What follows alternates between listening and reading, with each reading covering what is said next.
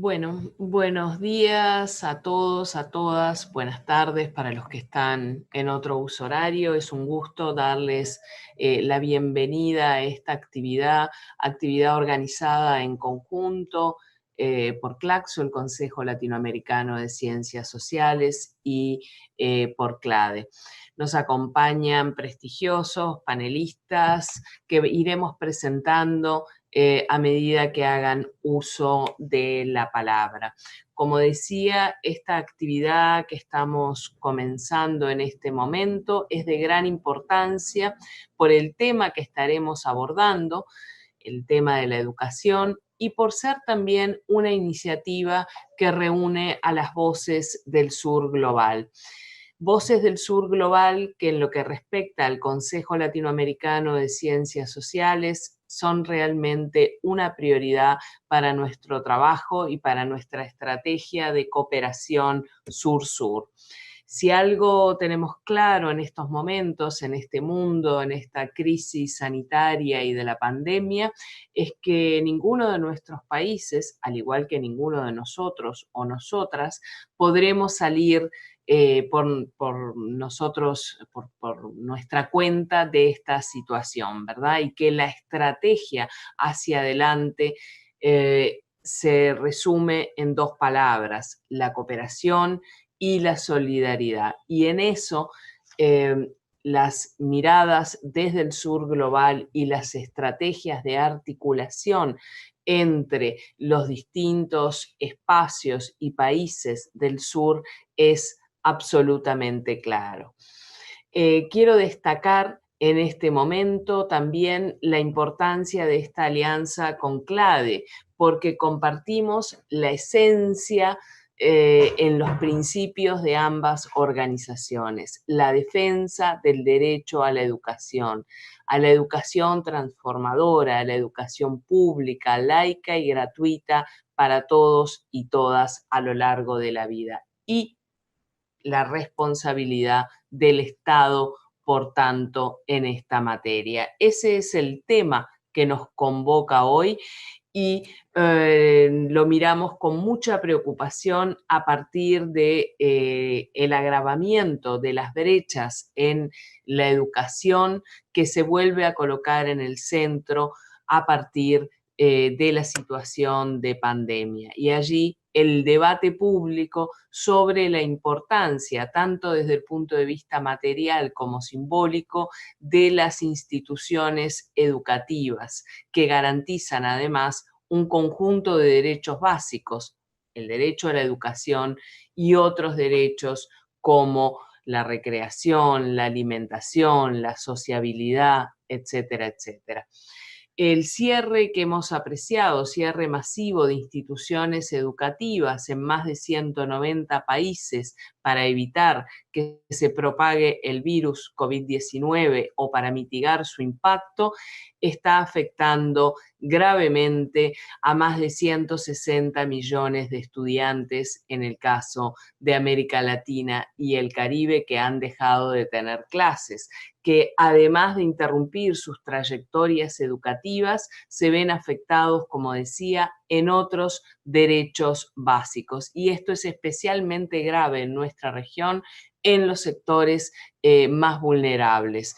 Recordemos algún dato, por ejemplo, de la CEPAL, que nos habla de que aproximadamente 90 millones de niños, niñas y adolescentes reciben algún tipo de alimentación en las instituciones educativas y hoy tampoco tienen el acceso a este servicio y a este derecho a la alimentación.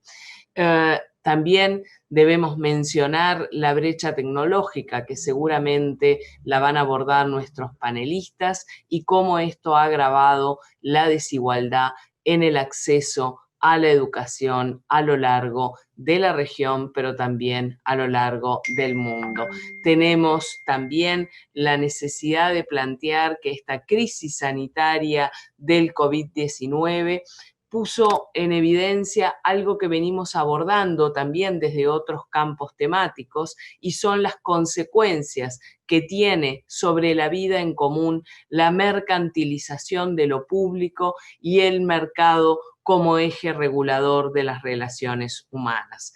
Creo que desde este punto de vista la pandemia está teniendo efectos sin precedentes en nuestra vida cotidiana. Y creo también que nos abre una excelente oportunidad para volver a discutir los pactos sociales, los pactos de convivencia, colocando el análisis y la reflexión en las instituciones universales, en las instituciones públicas y comunes, solidarias y colectivas.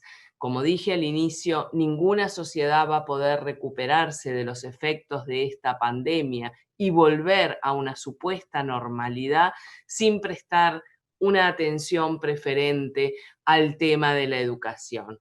Si realmente queremos que nadie quede atrás en este tema, debemos discutir y defender el derecho a la educación, así como se ha hecho en estos tiempos la defensa también del derecho a la asistencia a la salud.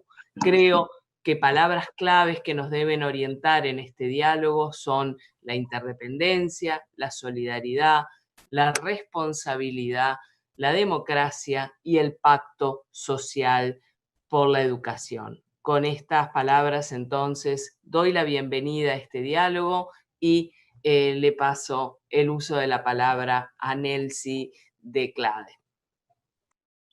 Gracias, Karina, muchísimas gracias. Es, por supuesto, una alegría enorme estar, digamos, celebrando el convenio entre CLACSO y CLADE, la campaña latinoamericana por el derecho a la educación, con este primer evento internacional, global, virtual, con mirada desde el sur, que es la mirada que nos une, la mirada que nos hace solidarios, la mirada que nos fortalece. También de nuestro lado, desde CLADE, darle la bienvenida a todos y a todas los que nos están siguiendo por las redes, invitarles a que si quieren hacer comentarios los vayan escribiendo en el chat, porque tenemos de respaldo aquí a Pablo y a Joana que recogerán esos comentarios, y esos comentarios van a ser el motivo, digamos, de la ronda final de este encuentro. Bueno, yo quisiera sumar a lo que ha dicho Karina, con lo que por supuesto estamos de acuerdo desde la mirada, digamos, de CLADE. Quisiera hacer algunos énfasis. Hay muchísimos énfasis que podríamos hacer en esta reflexión sobre el derecho a la educación en tiempos de pandemia, pero yo estoy segura que mis colegas de las demás regiones y nuestra relatora especial, Boly Barry van a sumar a toda esta reflexión. Así que yo quiero hacer tres énfasis, dando continuidad de alguna manera a algunos de los aspectos que Karina ha puesto sobre la mesa. Quiero hacer un primer énfasis, una alerta, una advertencia para que pensemos juntos estrategias sobre el tema del financiamiento de la educación pública, sobre el tema de dónde tiene que venir el financiamiento de la educación pública y cómo debemos cuidar, acompañar, monitorear en qué se invierte ese financiamiento. Estamos en los espacios internacionales de debate sobre el derecho a la educación, viviendo una tensión entre distintas narrativas sobre el tema del financiamiento a la educación, y desde nuestra perspectiva hay un tema central sobre el que debemos insistir para lograrlo, y es el tema de justicia fiscal. Nos parece que, al menos en el caso de América Latina y el Caribe, lo más innovador en las formas de financiamiento que podríamos encontrar es que por fin tengamos justicia fiscal en nuestros países. Esto, por supuesto, no es nada nuevo, pero para nuestros países sería muy nuevo que por fin haya justicia fiscal y que esos recursos se inviertan en garantizar, entre otros, el derecho a una educación, el derecho humano a la educación pública, gratuita, de calidad, que se pueda ejercer plenamente para todos y para todas y a lo largo de toda la vida. Ese es un primer énfasis que me parece que debemos hacer y que sentimos que comienza a debilitarse en las narrativas que circulan, se han reforzado durante la época de pandemia.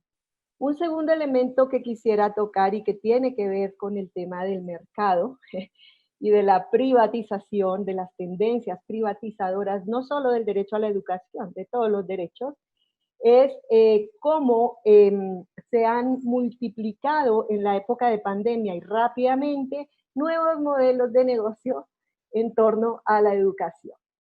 Este nos parece a nosotros un tema que tenemos que observar y que tenemos que prevenir y alertar, porque ya sabemos que los negocios, el lucro en torno a la educación es como un asunto de larga data, pero con la pandemia estos negocios alrededor de la educación se van fortaleciendo y se van multiplicando.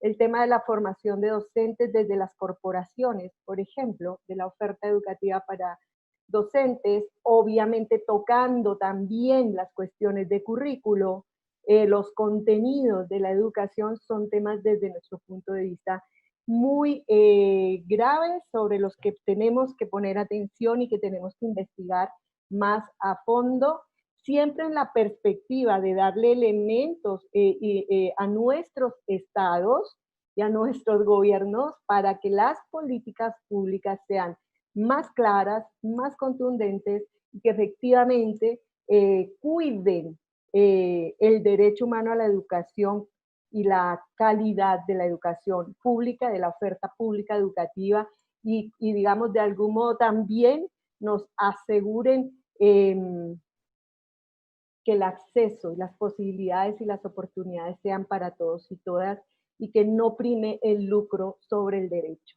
Y en tercer lugar, el tercer énfasis que quisiera hacer tiene que ver con un tema que también tocó Karina y solo le agrego un par de cosas y que estamos tocando en las distintas campañas y organizaciones de la sociedad civil e investigando, y es el tema de la conectividad y el acceso a Internet. Es indispensable que se concrete desde nuestros estados y en nuestros países la conectividad del Internet como el acceso a Internet como un derecho humano, pero también como un bien público, que se controle el enriquecimiento sorprendente que han tenido en estos últimos meses, ya por encima de lo que ya venían ganando las corporaciones que son dueñas de las plataformas del Internet y de nuestros datos y nuestra información. Por lo tanto, todo el tema de seguridad en nuestros datos, protección de nuestros datos, soberanía digital se convierte desde la perspectiva del ejercicio pleno del derecho a la educación en una prioridad urgente para América Latina y Caribe y supongo yo, estoy casi segura, que para todo el sur global. Así que dicho lo anterior y cumpliendo con mis 6 minutos, solamente quiero enfatizar la importancia de sostener nuestra narrativa de la educación como un derecho humano para todos, para todas y a lo largo de toda la vida. Esto me parece que no podemos permitir que se ponga en riesgo. Hasta aquí me quedo y obviamente le doy paso a Karina para que presente a nuestro siguiente invitado, por favor. Muchas gracias, Nelsy, y con mucho gusto le damos ahora la palabra a Refaat Sabbah, presidente de la Campaña Mundial por la Educación y secretario general de ASEA, Coalición Árabe de la Educación, por la Educación para Todos. Refaat, 7 minutos, adelante. Thank you. I hope I can fit 2 minutes. Anyway, I will focus on the education and especially what we called it distance education, and what have been bring to our region. First of all, let's say that all this, it's sudden. It's suddenly we find ourselves in this situation, and as a teachers and educators, we found ourselves in this region that we have in a very short time, we have to be in a normal situation, whereas we don't have any skills, any kind of knowledge about how to use all this learning distance and technology. And you know that maybe 30 percentage of this region, they live in a very difficult situation where there is no electricity and no net even. Second thing is the internationalism, and this is very important. This solution is came from up, down. So it's a blind and deaf solution. It cannot be met the requirement of the local situation, and that's we are failing because the solution is not from the local perspective. It's came from international, and also this is it's became popular dealing with learning distance and all these things without even fixing the things the people here say. Maybe it's good. Maybe it's good. This kind of corona maybe bring a good things because maybe we will be more aware about this technology. This we found ourselves day by day expansion using this, and also this is they imposed to the people on the people all this technology. Now you can find each day there is application, each day there is a techniques, and the teachers they are not prepared word, and you are imposed the international, imposed the region imposed the national imposed the local. So the people they found themselves in a very difficult situation. Beside what we call the medical emergency, the education became a tool to serve the medical disaster much more than to serve the education. But in general, let me say, as maybe your region, we discovered that the educational system is very weak and unjust, because when we are start to as a ministries, as a government, when we start to issue the policies and procedures regarding learning distance or using electronic, we didn't realize that there is half of the society they cannot be access to the education. The poor, the marginalized area, the people with disability, all these people they cannot access the learning distance, or they don't have all this infrastructure they allow to them to access the education. But however, the government, the ministries, they did their policy, they did their procedures without taking in their consideration this point. The other things that maybe you notice that what we called it the gender issue. The woman in this region actually suffered much more than the others, because now the teachers, the female, the woman in general, they are taking the role to take over the health of the family. They are became the teachers who taking care about their children. And if you are teacher female, you are taking care about your children, and at the same time you are taking about the care about your students. And the ministers in their policies, they didn't realize that their mistake historically in not a response to the gender needs. Now we are paying the price because the half of the teachers is female, and now you are putting this a huge number of teachers female under pressure, whereas it will impact and will affect negatively the education, because the woman they are human and they cannot handle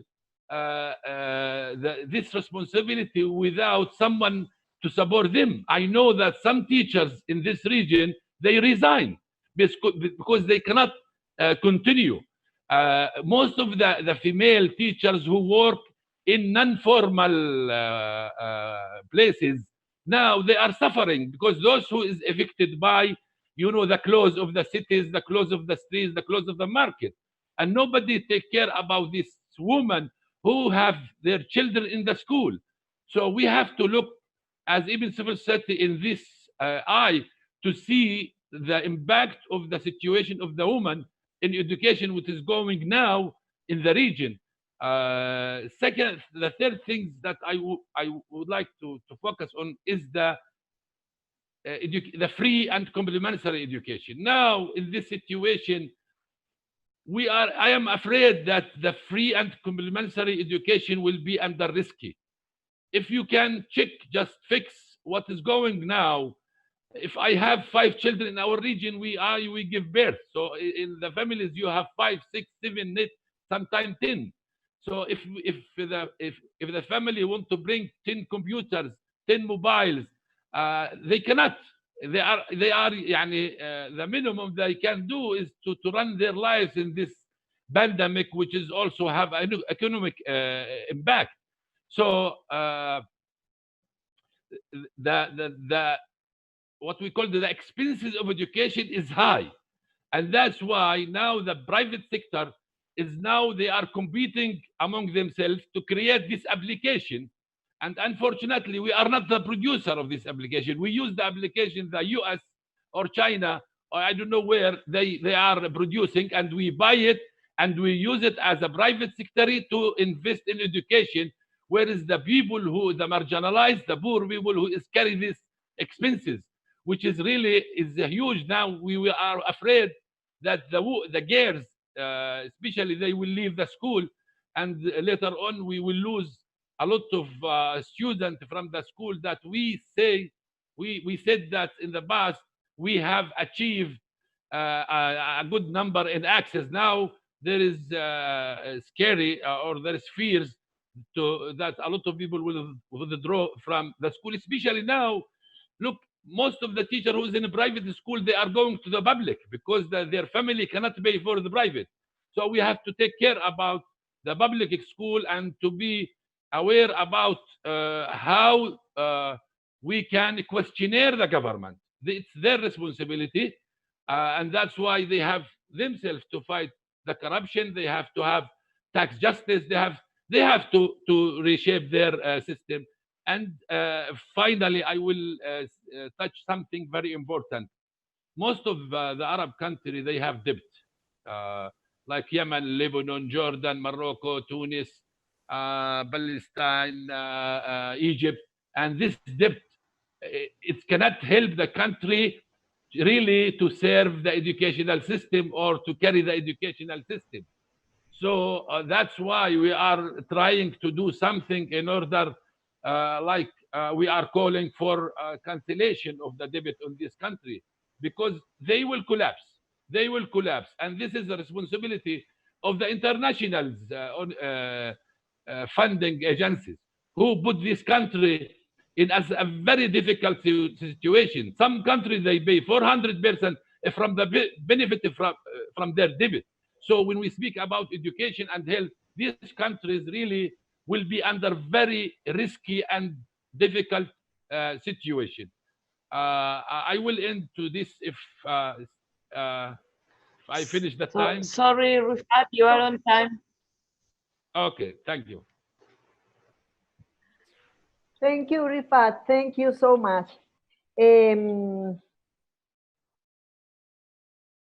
Gracias, Refaat. Muchísimas gracias. Tenemos ahora con nosotros a Solange Akpo. Es la coordinadora de acción regional de ANCEFA, la Campaña Africana de Educación para Todos. Solange, te escuchamos. Gracias por estar con nosotros. Thank you very much. Good morning, good afternoon, good evening to you all, wherever you are. I want first to say that it is a great honor and a privilege for ANCEFA to be invited to take part in this Global South Dialogue on the human right to education in the context of pandemic. You will allow me to say some words about UNCEFA, which is the regional Pan-African network of civil society organizations.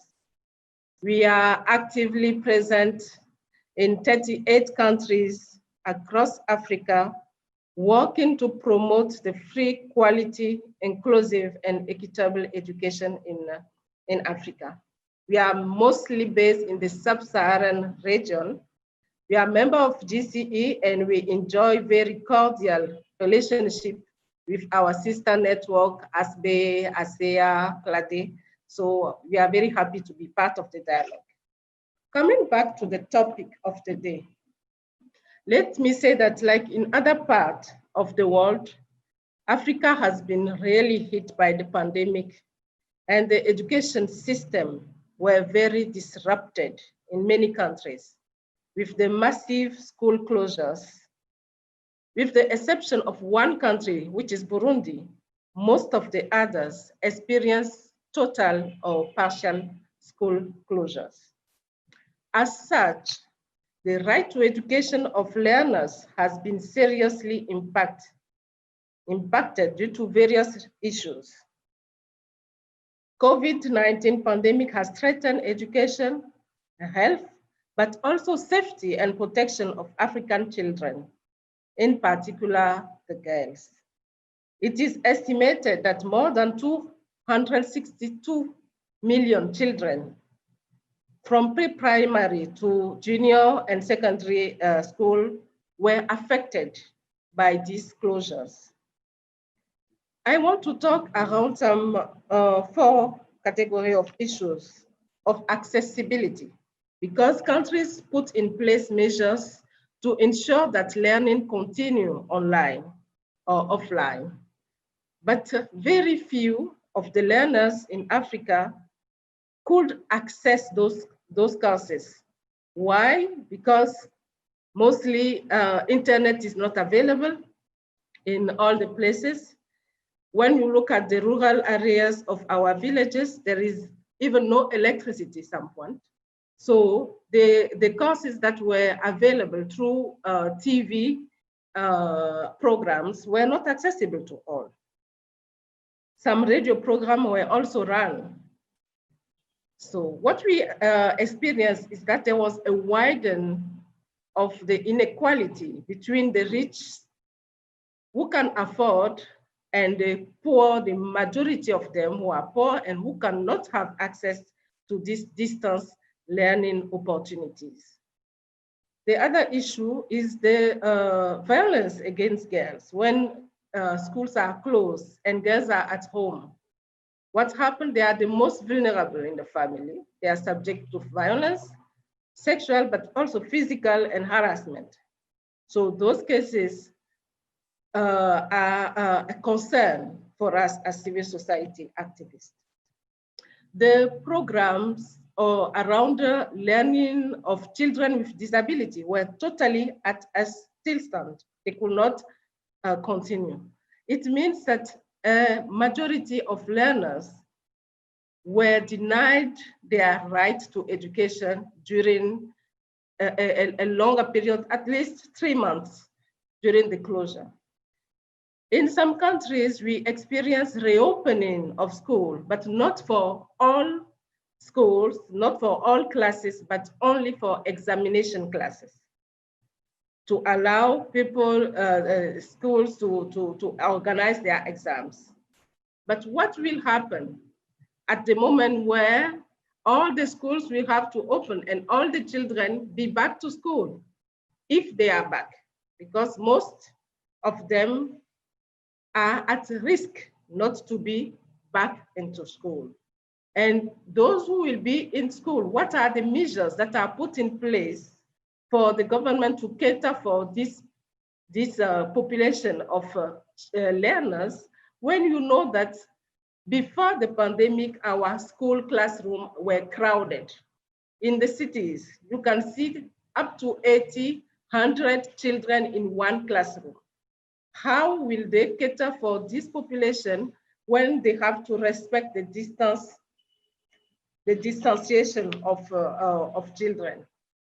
the issue of affordability of the online learning platform, because before the pandemic, very few education ministries organized online programs. They were not used to it. They have to learn to train teachers, to build the content for those learning programs. So it is a lot of challenges that are coming at the same time, and this has a bearing on the quality of education that our children will be having. So the issue that Refaat touched on also, the issue of financing. We are in a health crisis. This crisis seems to be lasting longer than expected. We need to learn to live with pandemic for a period. But this crisis has an impact on our economy. In Africa, the large part of the economy is in the informal sector. Up to 75% of the economy is informal. But due to the long period of closure, we have people who lost a lot of money. The family are suffering. And this is also at the same moment where we need to protect education, the right to education for all, free and compulsory education. Because when you have to decide, where do I put my money? When you need to eat and you need to send your child to school, some parents, unfortunately, will take the wrong decision.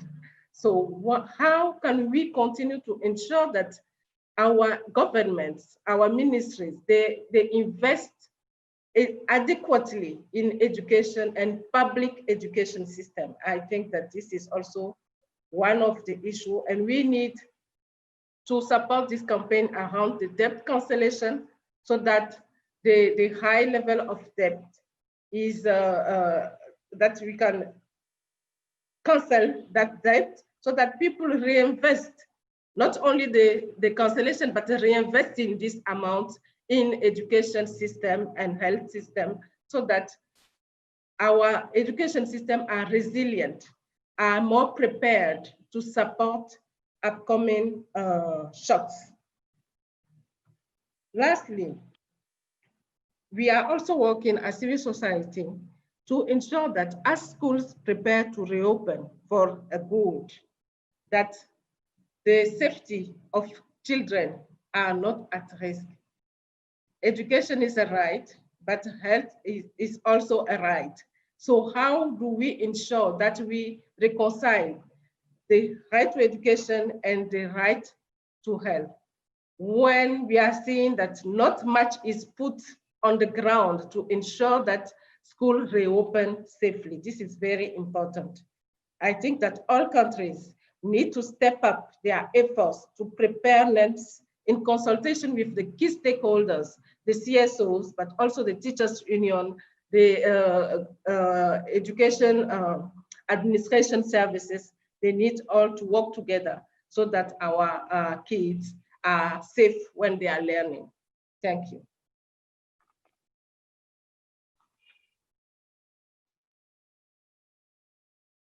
Gracias.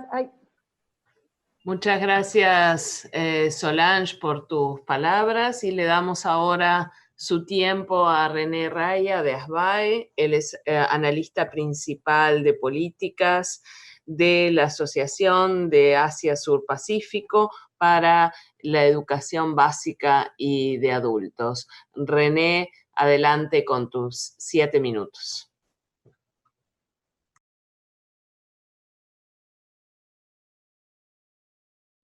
Thank you and good day to everyone.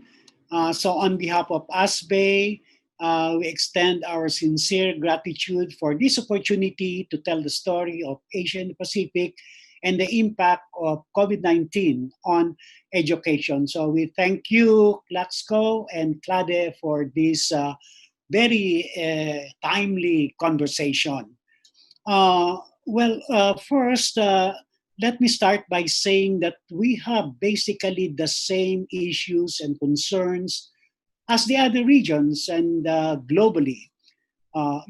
Massive learning losses as a result of school closure, the worsening digital divide, increase in child workers, school dropout, gender-based violence and abuses, rising privatization, and threatened education budgets.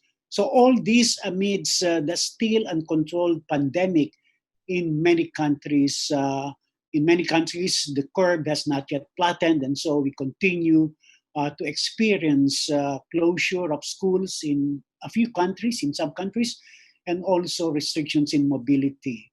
The consequent sharp decline of economies throughout the region, the massive loss of livelihood, drastic fall in remittances, as Asia is still the top labor exporter in the world. So we have similar issues, but at the same time, we note that the scale and intensity is much more felt in our region. So there's a huge number of learners affected by school closure. That's about 1 billion learners in the Asia-Pacific region of the 1.6 billion students affected globally. Dropouts have been estimated to rise among all global regions. Asia-Pacific has the biggest number of children and youth that are at risk of not going back to school due to the health crisis. It is estimated that about 10 million learners may not be able to go to school.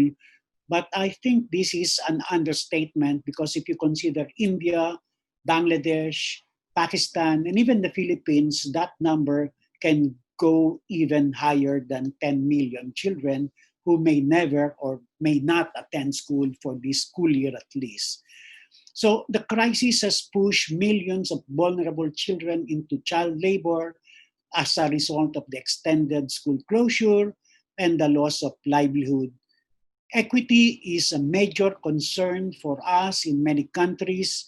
COVID-19 has disproportionately impacted on ethnic minorities, persons with disabilities, girls and women, the Dalits, adult learners, and refugees. They are further marginalized due to the lack of internet access, absence of appropriate learning materials, language barrier, and the lack of government support to ensure learning continuity.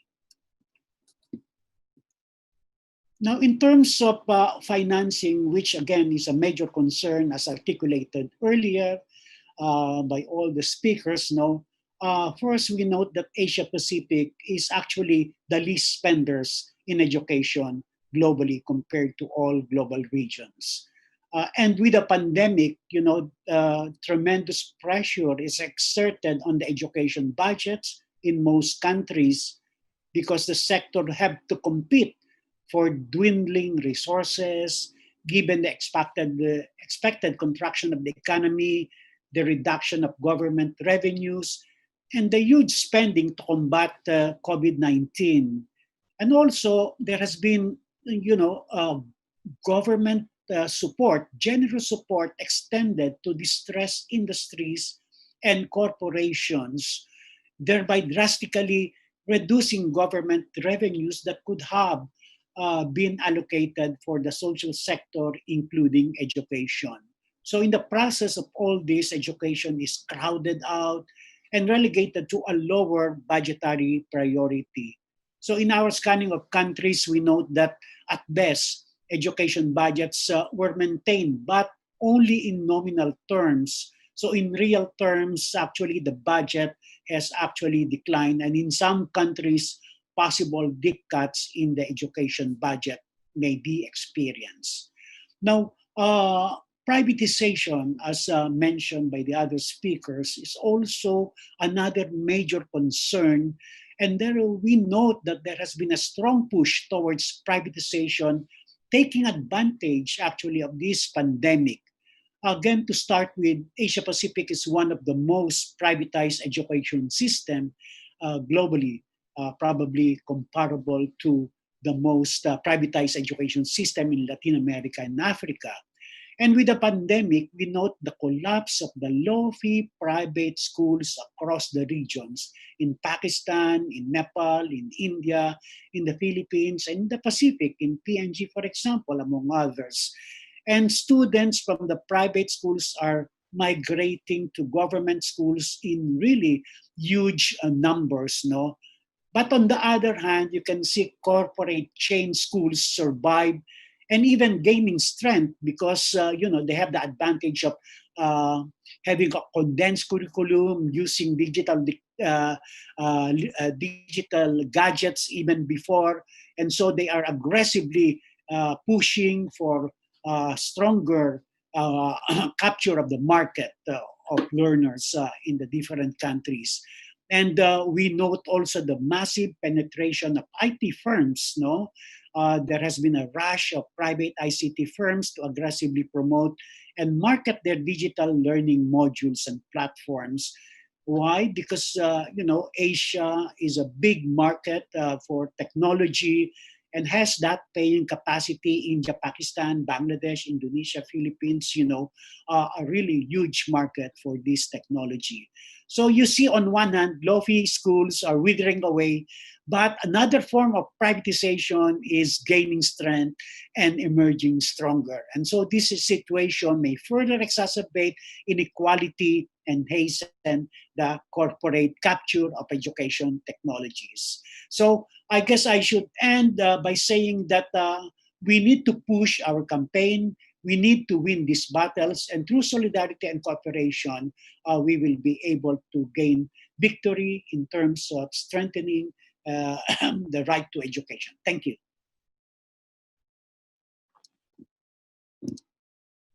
Muchas gracias, René. Muchísimas gracias. Tenemos ahora con nosotros la participación de Boly Barry Koumba, relatora especial del Derecho a la Educación.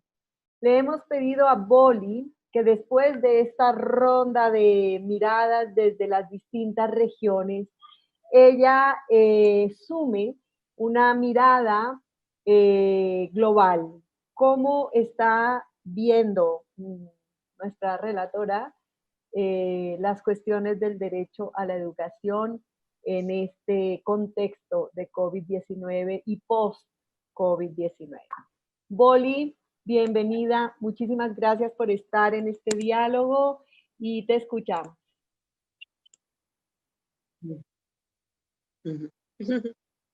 Thank you. You heard me? Hello? Yes? Yes. Great.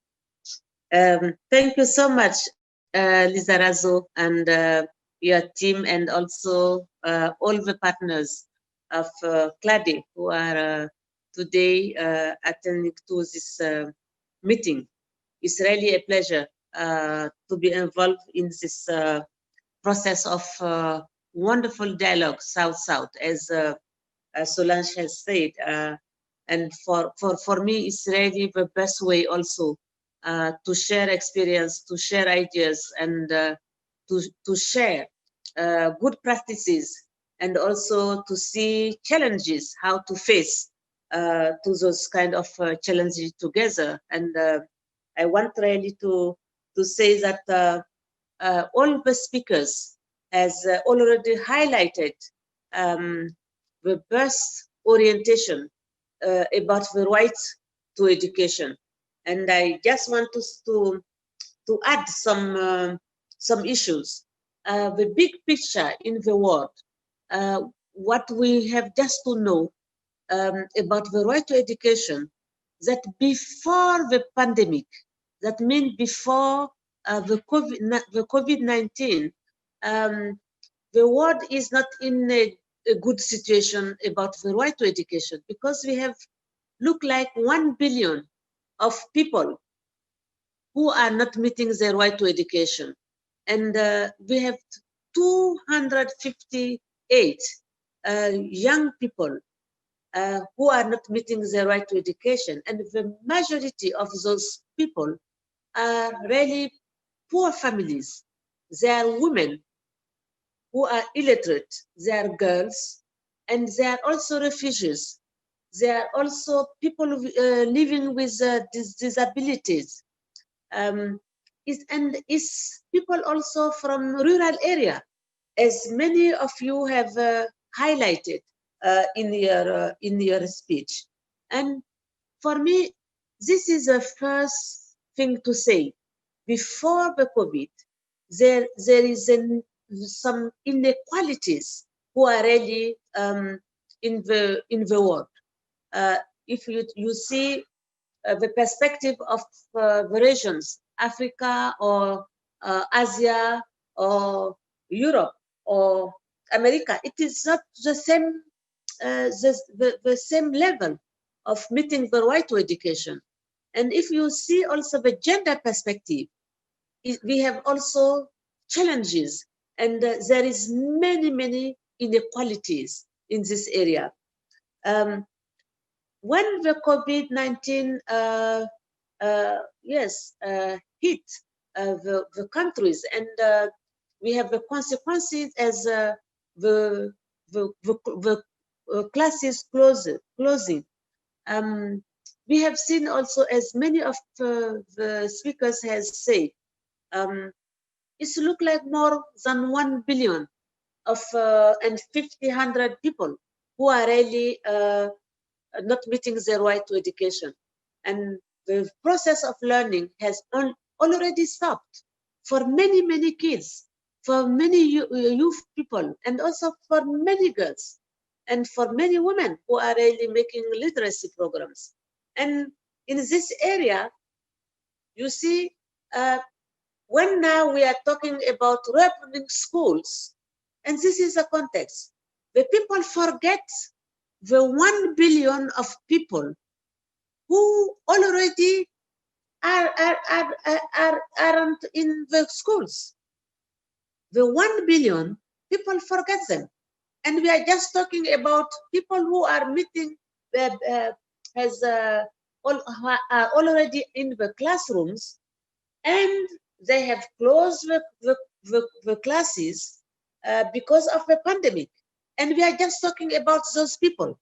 This is a problem also of a right to education, because we forget a great part of this world. 1 billion of people are really missed in this process of thinking. And we need to highlight this issue. Highlighting this issue is also saying how we have to deal. And I made a report last June for the United Nations as a special rapporteur on the right to education. And really, I want to share with you some kind of orientation in this area. One lesson we learned during this pandemic is that the humanity will face to the crisis, and this is a lesson we learn. It is in our history. It is in the history of humanity.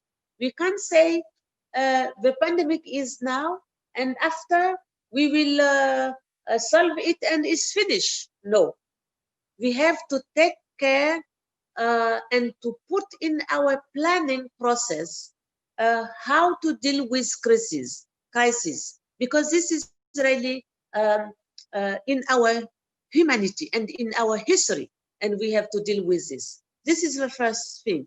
And education must also plan and take care of how to plan during the crisis and how to plan during emergency situation.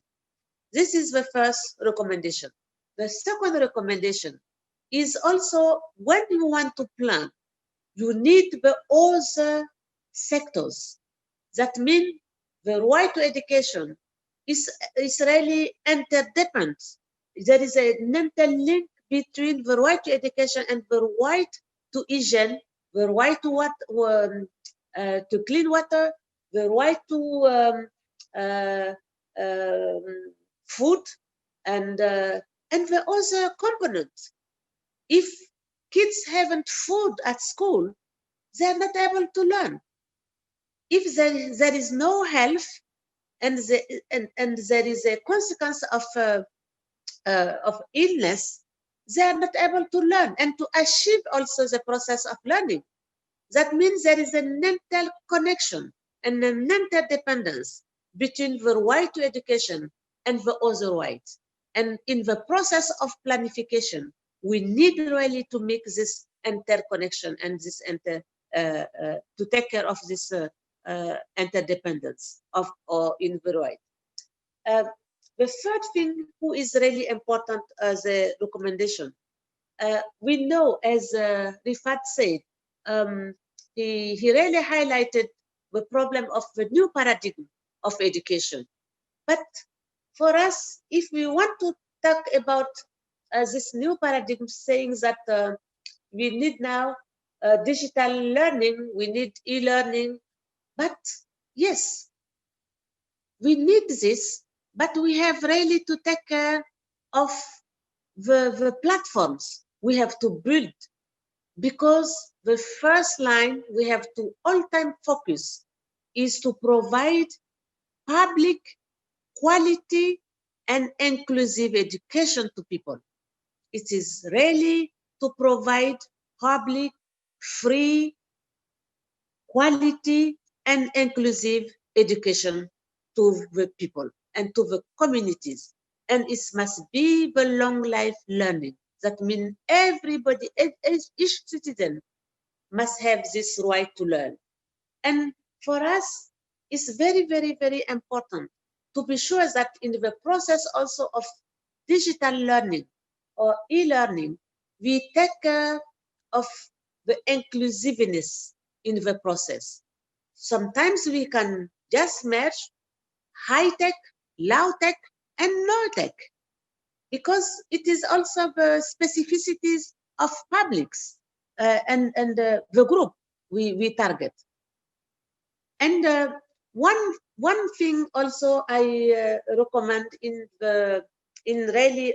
this report is the gender perspective. It's very important that, and I heard many speakers, Ansefa and yeah, I think another speaker has also highlighted this violence in the during the COVID, and I think it's very important to have also to take care of the problem of psychosocial and mental health for schools and for education system. We really need for the chain of actors to be sure that we are able to support them to have some kind of advice or some kind of services for mental health. It's very important to take care of this, to help people to rebuild themselves. And the education system should really take care of this area. One thing also I have highlighted in this report is that all the speakers have talked about the financing of education. It's true, but we have to look at talking about the interdependence of really the human rights. And sometimes as you have seen, the policy makers, when there is a crisis, they forget sometimes the social sectors like health and education and water and so on. But it's very, very important to have this interdependence. And when we are thinking also about financing, to take care of education, to take care of health, to take care of water, to take care of hygiene, and this is very important to talk about, but not to say only one area, because with this crisis, we already seen for some girls, when there is no toilet and there is no water, how can they deal with COVID? And this is also a problem. And I think it's very, very, very important to be sure that the menstrual also management for girls is very important to be sure that we are able to take care of this kind of thing. But talking again about financing, I want to say that sometimes it is, in many countries, it is not a problem of availability of financial resources. It's a problem of where those financing and financial resources are really oriented. And we need to prioritize, we need some priorities in the budget, in the public budget. And I think as CLADE and the other really partners, is very, very important to make also policy dialogue in this area to be sure that the orientation and how the budget, public budget are really oriented for actions in the countries are really well oriented and also decentralized. Not put money in the central area, but give the money in the local area and the local people, and put them and put these financial resources in the classrooms, in the literacy centers, and in the primary schools, and etc., etc. And I think it's very, very also important to talk about teachers, because this is one of the recommendations also I have made in my report, is really to say, without teachers, we can talk about tools, we can talk about high tech, we can talk about low tech, but without good teachers who are really motivated, who have capacities, and who are really in a well-being process of learning and teaching, I'm sure we will never build a good quality of education. And for me, teachers is really a key of actors. And in many countries, lesson we learned during this COVID-19 also, it is when the ministers of education has really talked with the network of teachers, they receive advice and advices, and they really build a good process in the countries. But the countries who has never met and talked with the network of the teachers, we have also seen the things are really not well built, and things are collapsing in many countries for that, because they refuse to give the floor to students, to parents, and to teachers. It's very important also to give capacities to parents. And I really want to thank you again for your for this dialogue, for this South dialogue, and really it's a pleasure to work with you. And say again thank you to all the friends who are inside this area. Thank you again. Muchas gracias a ti, Boly. Muchas gracias por tus aportes. Vamos ahora antes de nuestra última ronda de comentarios, vamos a ver qué nos han dicho por el chat, qué preguntas hay, qué comentarios hay, para que en la ronda final quizás cada uno de nosotros pueda hacer referencia a esas preguntas o a esos comentarios. Así que le damos la palabra en este momento a Pablo y a Giovanna para que nos cuenten qué han dicho en las redes quienes nos han estado escuchando. Excelente, muchas gracias, Nelsy. Efectivamente, con Giovanna estuvimos aquí viendo lo que sucedía en las redes, tanto en Facebook como en YouTube, como en el propio chat y en la sección de preguntas y respuestas de esta plataforma, de esta llamada de Zoom. Tenemos unas 10 preguntas aquí, algunas en YouTube también, y creo que Giovanna sistematizará también las que están en Facebook. las vamos a ir agrupando, porque obviamente que no podemos leer todas. Obviamente, como están viendo, las voy a leer, digamos, en español, para hacerlo mucho más rápido, y seguramente Pía ahí estará, digamos, traduciéndoles a las y los panelistas. Hay una pregunta que tiene que ver con una aparente contradicción entre algunos organismos internacionales que aquí nombra esta persona que está preguntando, Elton, de, digamos, Goiás, parece, digamos, Brasil.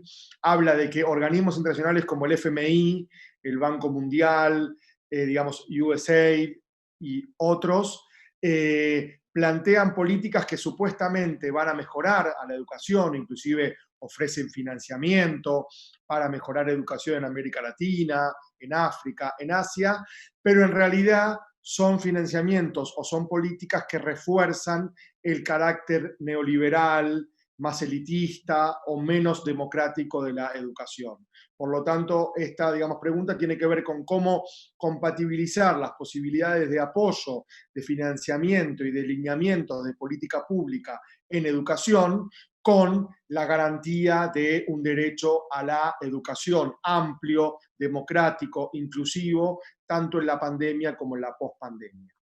Luego, no sé si se, digamos, comprendió, es una pregunta un poco larga y también hilvana otras preguntas que hubo también. Luego hay varias preguntas que plantean la cuestión de la brecha educativa y la brecha digital, que varios y varias panelistas se han referido a esto, es decir, cómo poder solucionar desde la política pública, desde intervenciones gubernamentales, pero también intervenciones sociales, la brecha que se amplió a nivel educativo entre escuelas de gestión estatal, escuelas privadas, clases sociales, territorios, ciudades, pero también cómo se ve esto en cuanto a la brecha digital, ¿sí? Brecha digital y brecha educativa. Hay varias preguntas que plantean esta cuestión. Luego, hay otras preguntas que tienen que ver con cómo hacer una suerte de interseccionalidad entre el derecho a la educación y los derechos de poblaciones específicas. Muchos hablan de niñas, mujeres, indígenas, personas con discapacidades o con otras capacidades diferentes, pueblos afrodescendientes o negros para América Latina. O sea, cómo interseccionalizar el derecho a la educación, o hacerlo interseccional, perdón para la traductora que uso palabras un poco raras para traducir, cómo convertir en interseccional el derecho a la educación, justamente cruzándolo con otros grupos sociales o con otras dimensiones que también se vieron vulnerabilizadas en esta situación de pandemia. Y luego, quizás la última que hago, porque hay varias, tiene que ver con cómo poder fortalecer, cómo aprovechar para fortalecer la educación presencial, pero también la educación virtual, la educación formal y la educación no formal en diferentes países a partir de la interrupción de la presencialidad en la educación, si esto es una oportunidad o es una posibilidad más que oportunidad para fortalecer tanto lo que tiene que ver con la educación formal y no formal, como la educación presencial y la educación virtual. Y hay una última pregunta quizás que tiene que ver con la cuestión de la precarización laboral, cómo la educación puede contrarrestar la precarización laboral, sobre todo en jóvenes. No hablamos de trabajo de niñas y niñas, de niños y niñas, sino sobre todo de las y los jóvenes, cómo la educación podría intervenir en esta cuestión de la creciente precarización laboral que también se dio con la pandemia. Yo me quedaría por acá, no sé si hacemos una primera ronda con estas preguntas y luego vamos con las que recuperó Giovanna, o directamente le damos paso a Giovanna para que, Giovanna, para que incorpore algunas preguntas Giovanna. Creo que es mejor eso, Pablo, porque vamos a tener solo una ronda de intervenciones finales, así que aquí estamos todos anotando, ya vamos a ver cómo nos las arreglamos. Adelante, Giovanna. Muchas gracias. Bueno, igual hay poco aquí que agregar, ¿no? Fuimos como seleccionando algunos temas. Yo voy a hacer, hay 3 preguntas específicas a algunos de los panelistas. Hay una primera, Refaat, que tiene que ver con las propuestas hacia el tema de la deuda externa que él mencionó. Entonces, ¿qué sugieren en concreto, ¿no?, con ese tema? Igual que otra pregunta a Solange, aquí sobre las propuestas en el caso de las regiones en donde están escuelas sin energía eléctrica, ¿no?, que por cierto no es una exclusividad ahí del caso africano, sino más bien de varias regiones. Y a esa sumo también un comentario final que hizo Madeleine aquí, que era sobre el acceso al agua limpia, ¿no?, que son temas de estructura ahí que tenemos que ver en conjunto en la dirección de políticas intersectoriales también, ¿no? Entonces pedirles ahí, no solo Solange, si los demás quieren en sus poquísimos minutos finales hacer alguna reflexión sobre eso, también es muy bienvenida. Aquí para René hay una pregunta específica de la posición de los gobiernos ahí de Asia y Pacífico con relación al acceso a la tecnología, si hay resistencias o cómo estaría eso, ¿no? Con relación a la oferta de Internet universal. Para finalizar, también hay una que sería para todos aquí, aprovechar ese momento y pensar un poco el modelo de educación que queremos, o sea, también qué reflexiones esa situación también nos genera con relación a eso que ya teníamos, ¿no?, y que sigue ahí en la pandemia. Bueno, temo que tenemos, creo que son poquísimos minutos, capaz que 2 cada uno, cada una, ahí, y invitarles también a que ya hagan sus reflexiones finales, ¿no?, y recomendaciones finales. Muchas gracias, Giovanna. Creo que aunque son pocos minutos, como somos varios, nos podemos ir complementando. Esta es la cosa linda de hacer las cosas colaborativamente. Está bonito. Así que, bueno, yo le voy a dar primero la palabra, así arbitrariamente, a Refaat. Refaat, tú tienes una pregunta directa sobre el tema de la deuda que tú has puesto sobre la mesa. Pero puedes comentar alguno yes, de los otros temas. I think, I will. First of all, let me say that the education is the solution, is not the victim. This is how we have to think about. The education is the solution.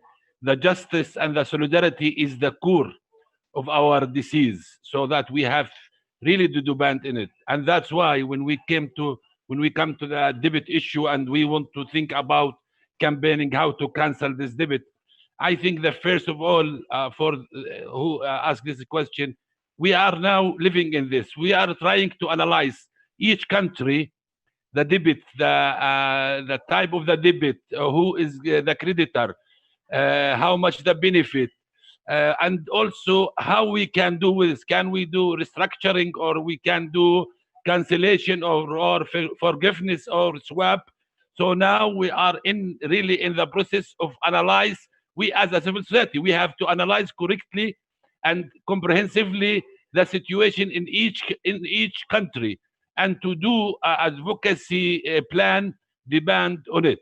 It needs a solidarity among all the actors in the region, and not just in the region, because the World Bank is work on Latin America and in the Arab region, and that's why the solidarity is very important. We have to raise the slogan of justice. This is, we have to rethink again about our life, about why this gap of justice exists in this world, and that's why the vision towards what we want to do in the future is very important as a civil society, as a movement. And finally, we cannot succeed as a civil society in all these regions if we work in separate activities. That's why we have to come to a global movement that we can have impact on the international banks and the international institution who is leading the business issue and creating injustice in this world. Thank you.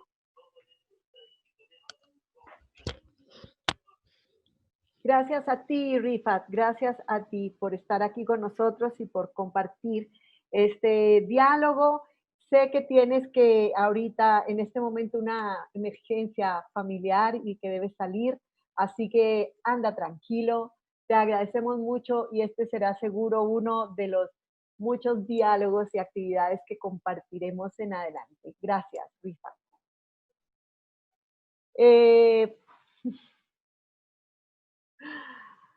Solange, ¿quieres continuar? Yes, thank you for the questions. I have one specifically around water supply in schools. Yes, indeed, we have many schools without water, without electricity or proper sanitation. But we need to also confess that in this pandemia period, there were a lot of goodwill from government to provide equipment in schools with water equipment or devices for washing hands with reserve in a tub that kids are using, at least those who had school reopening for their examinations. So these are the goodwill to provide, and also the government have been supported in many countries by development partners to provide this equipment in schools, but it is still not enough because the needs are so huge. So we need to, I think going forward, one thing we need to be advocating for is that in each and every school, there is appropriate sanitation, separate toilet for girls and boys, water, and electricity. And we can afford that because at least in our part of Africa, we have sun day long. We have renewable energy that we need to invest in. We need to invest in proper energy, in a renewable energy so that we can have affordable. There are also affordable solutions to access internet, that those innovations that people have, I think they need support from our government so that those low-cost solutions can be applied everywhere. On the issue of the right to education on a gender perspective, for the minorities, for the Afro-descendant, I want to say that human rights are universal, they are indivisible. They are not applied to people based on gender, but based on race, based on religion, whatsoever. So people with minorities need to see their rights respected as well as those who are in the majority. Women, girls, vulnerable people, children with disability. We need to advocate for the right to all without any hindrance. On the issue of education, formal education, non-formal education, and distance learning, I think that we can consider also this pandemic as an opportunity to think through new solutions, innovative solutions that can help broaden the scope of education. In many countries, we are only concentrating on children, on formal education, and we lose out the majority who did not have access to education and they have reached their adulthood. How can we provide education for those? And I think the special rapporteur Boly Barry mentioned it. We think we tend to ignore that before the pandemic, there were already illiteracy, and illiteracy is very high in Africa.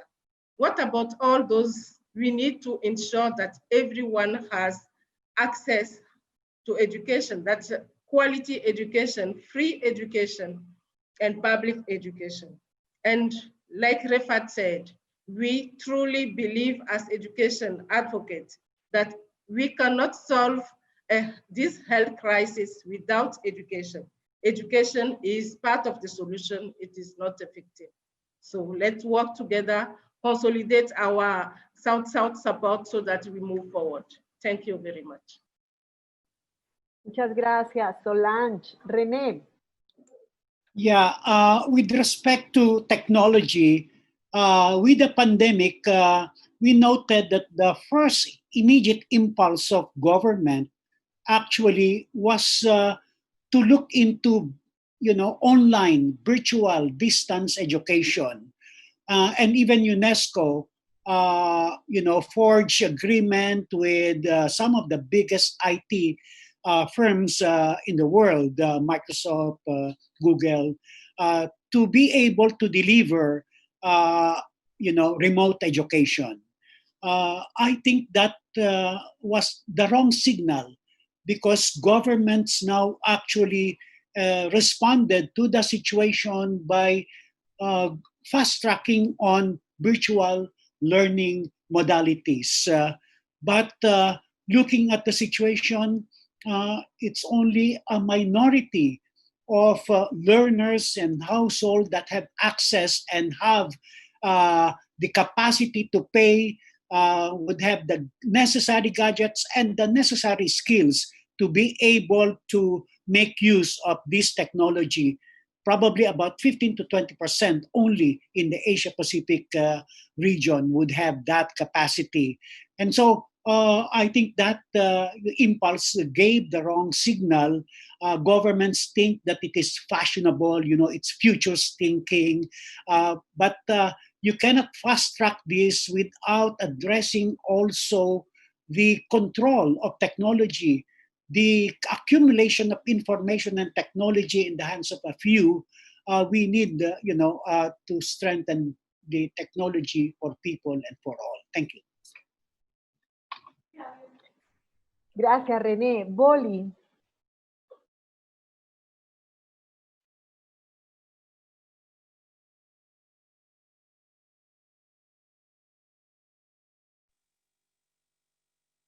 Yes, please.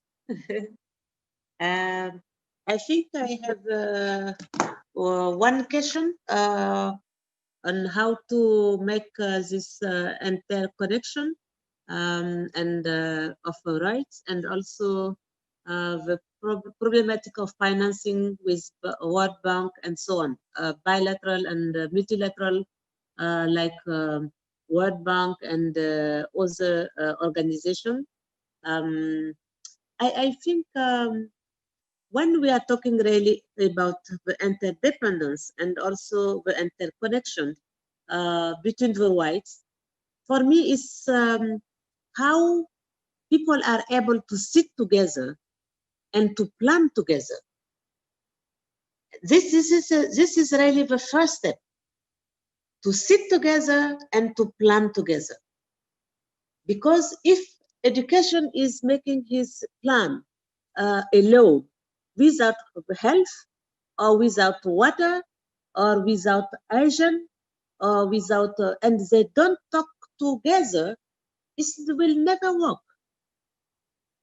I know this is really a key issue, because in many countries, when you have a minister of education and a ministry of agriculture or water, each ministry just talk about his own budget and his own challenges and his own perspective, and they forget that they have to work together. I remember when I was a minister of education, I worked with the minister of agriculture to take care of how to feed kids, how to be sure that we can have the availability of food in the schools. And it's a good experience, because it is in the local level.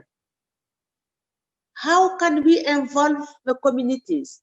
How can we involve the parents who are agricultors?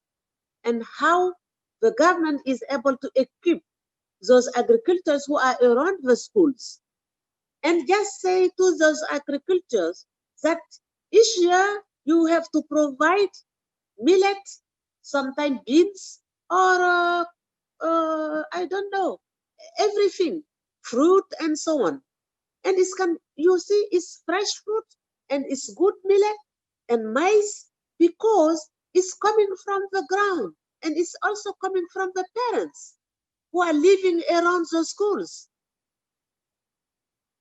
And this is an experience. And I give to the Minister of Agriculture the budget of feeding schools.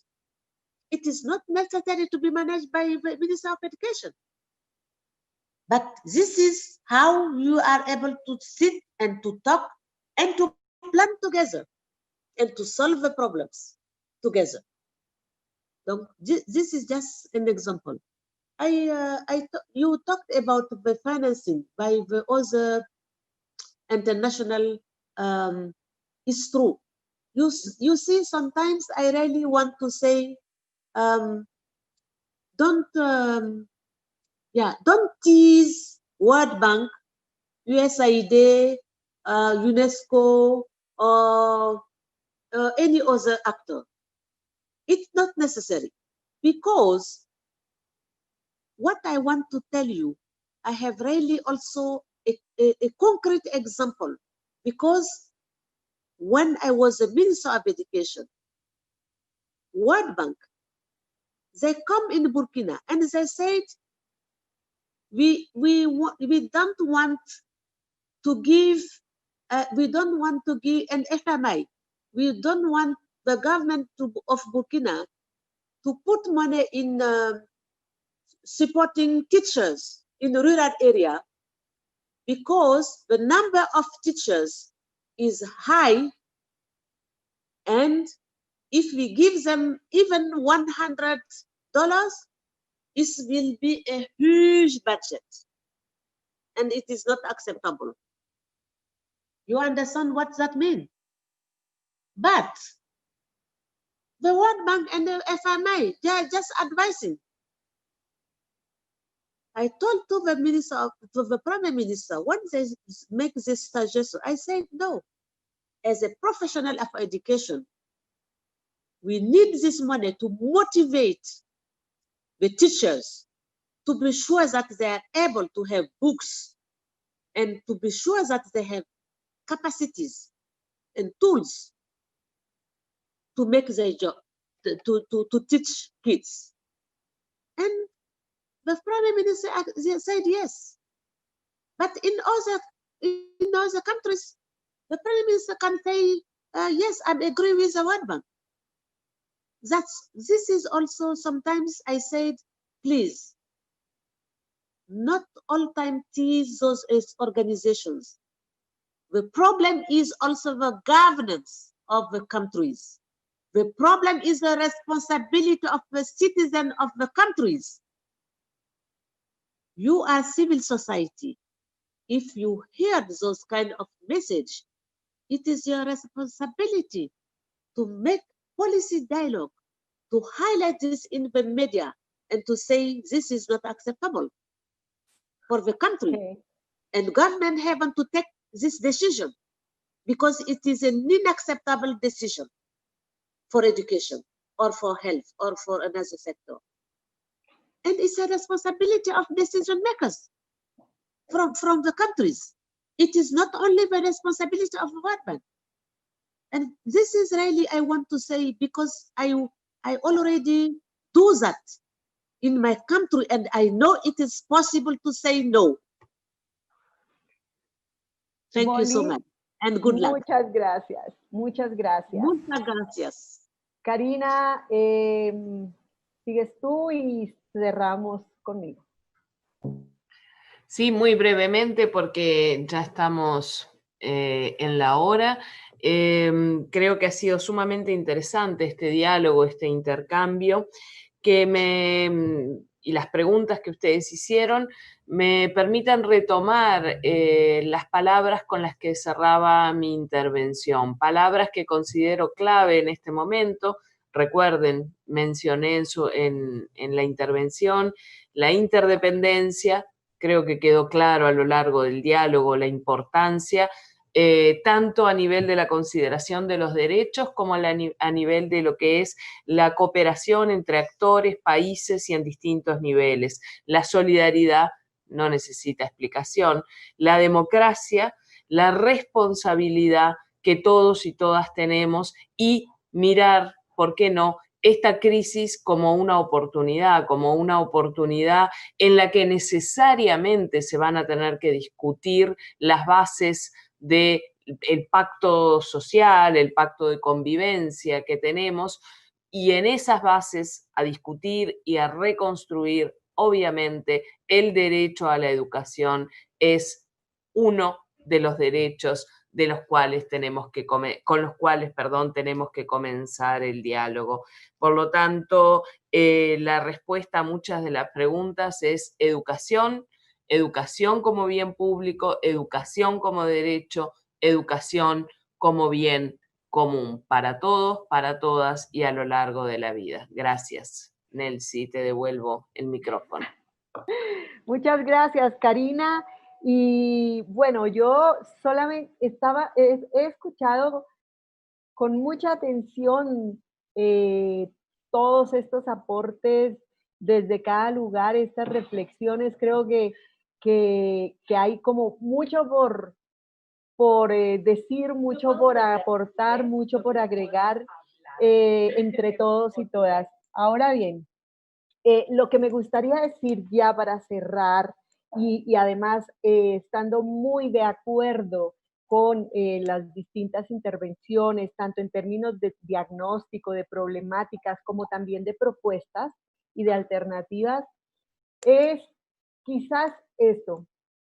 Yo siento que tal vez tendríamos que vivir este momento y hacia el futuro como la oportunidad de recoger nuestras luchas históricas por el derecho a la educación y todos los demás derechos, muy bien planteados como interconectados, intersectoriales e interseccionales, pero ir por más. Es decir, en realidad no queremos en la pospandemia volver a las desigualdades que ya hemos vivido por años en el ejercicio de nuestros derechos. Queremos ir por más. Queremos efectivamente revisar a la luz de cómo se han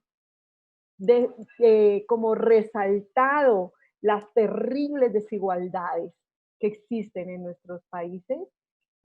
Quizás debemos aprovecharlas, aprovechar ese resalte para poner en destaque la vida que nos merecemos, todos y todas, no solamente en términos de educación, sino en términos de una vida más justa, más humana, más buena y mejor para todos y todas. Lo que me queda claro es que eso tenemos que hacerlo juntos, efectivamente, como todos y todas lo han dicho, porque cada uno por su lado, imposible. Así que este es un nuevo llamado a que reforcemos nuestros vínculos sur-sur, a que nos pensemos juntos, a que propongamos juntos y a que incidamos juntos en los niveles locales, en los regionales, en los globales y también, por supuesto, a un refuerzo de nuestra parte del multilateralismo que por lo menos en el terreno de la educación, está también bajo riesgo. Así que muchísimas gracias a todos, a todas. De verdad ha sido una hora y media maravillosa. Les agradecemos un montón. Agradezco en nombre de la Campaña Latinoamericana por el Derecho a la Educación, CLADE, y agradezco también en nombre de Karina y CLACSO, que seguro estamos todos y todas muy contentos con lo que ha sido este evento conjunto en torno al derecho a la educación. Un abrazo para cada uno, para cada una. Gracias a quienes preguntaron, a quienes comentaron, y nos encontraremos de nuevo. Bye, thank you. Yes, thank you. Bye. Thank you very much. Pleasure. Bye. Yes. Thank you very much. Stay safe. Muchas gracias. Muchas gracias. Thank you. Bye, bye. Bye. Bye. Bye. Bye.